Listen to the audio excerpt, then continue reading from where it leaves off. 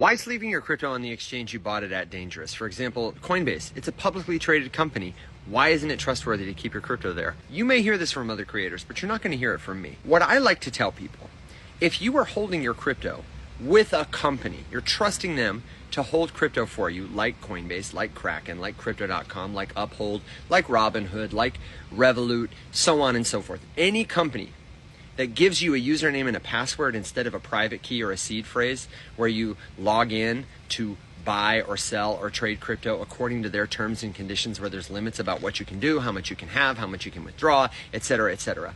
These are centralized exchanges. That's what we call them. That's the term for companies like this. And they provide a needed service. They are convenient, they are secure, they are easy to use, and they are many people's best first step into crypto. But here's the thing.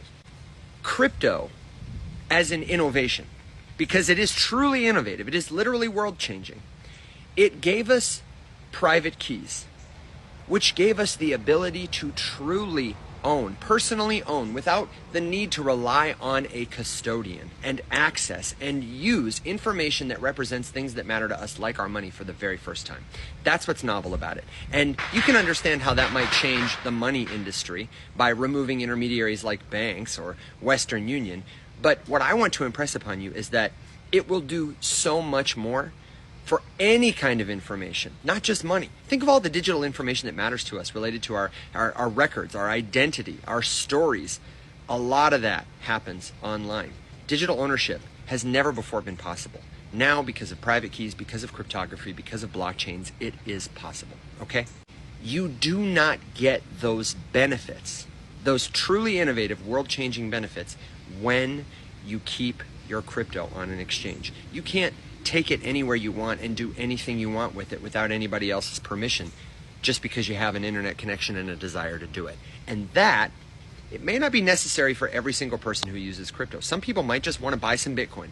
They might prefer to keep it on Robinhood or on Coinbase, and eventually they'll sell it. And they don't mind putting up with the limits or the holds. They like having customer service. They like having a password they can reset. But for many people, the freedom matters. And everyone, even if it doesn't matter to you, should learn about the opportunity they have to truly own, and therefore get all the rights of ownership of a piece of digital information, in this case, their money. Because for me, that's a game changer. It's huge. And therefore I say, Coinbase, it's a great place to start. But if you, like me, are concerned about that, it's not your final destination. But if you want to keep stuff there, I think it's totally fine.